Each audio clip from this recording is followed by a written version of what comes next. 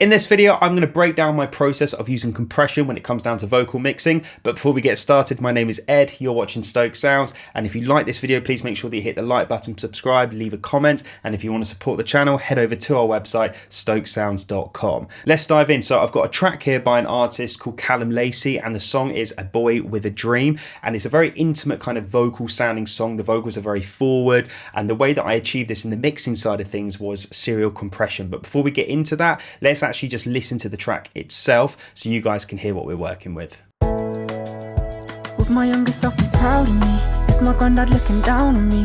Did my mum, my dad, my brother, my whole family have a dream like me?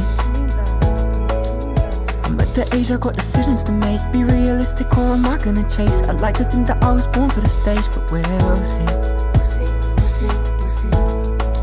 So as you can hear, it's a very emotional song. It's all about the lyrics. It's very rhythmical, and I really wanted to bring that out in the mix and make those vocals really forward. And the way that I achieved this was by using multiple uses of compression in serial, just to kind of really bring out those words. So if we take a look at what I actually did, the first compressor I'm using is the Waves R-Compressor. And I like to use this compressor just to kind of level out the dynamics of the recordings. I did record this vocal and we did track with some compression on, doing around 1 or 2 dB. But, I wanted to go that step further in the actual mix itself, and just, when he was singing with emotion and bringing up kind of the vocal level, just singing louder, I wanted just to knock that off, just 1 or 2 dB again, just to have a little bit more control before I go into my EQ. So if we take a look at what this compressor is actually doing, I'm going to solo the vocal and I'm going to take all of the other compressors off, and we're just going to listen to this first compressor. Would my younger self be proud of me? Is my granddad looking down on me? Did my mum, my dad, my brother, my whole family have a dream like me?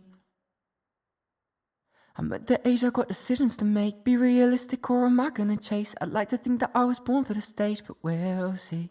So it's very subtle, and I'm just using this compressor just to level out the vocal recording. As I say, it wasn't, I didn't really need to do this because I did record the vocal, so I was already applying compression anyway. But I just like to do this as like my safety net. I just like to use the Waves R compressor just to really just smooth out the dynamics in that vocal and just make it a little bit smoother. I like to have kind of really smooth vocals, so that just gives it to me.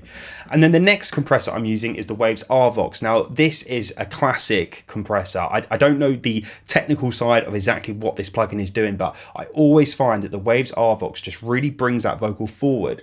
And as I said previously, I really wanted the vocal to kind of sit on top of the mix, and for the listener to really hear the lyrics and understand every single word that he's saying. And I did that with the Waves RVox. So if we take a listen with the RVox on and with it off, you'll see what this is doing. Would my younger self be proud of me? Is my granddad looking down on me? Did my mum, my dad, my brother, my whole family have a dream like me? I'm at the age I got decisions to make. Be realistic or am I gonna chase? I'd like to think that I was born for the stage, but we'll see. So it does make a massive difference, and I'm really using the Waves RVox just to place it in the mix and make it really forward, and it really does a good job at that.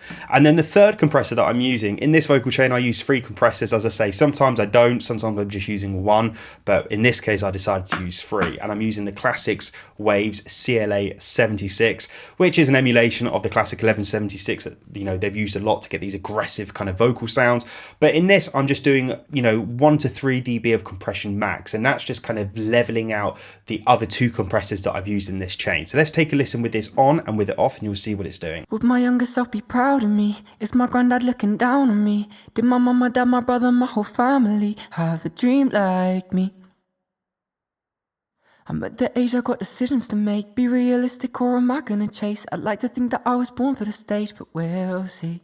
Again, very subtle, but it's giving me a little bit more clarity. And as you can see, I'm doing lots of these kind of changes in very, very small combinations to add up to one big change. And that's, that's what mixing is. I could have just used 1 compressor and slammed it, 7 or 8 dB. And that does work for some artists, that does, work, and it's fine. But I just feel like there's sometimes you need to do things in stages to achieve the final result. And in this instance, I wanted to be quite delicate with the vocal.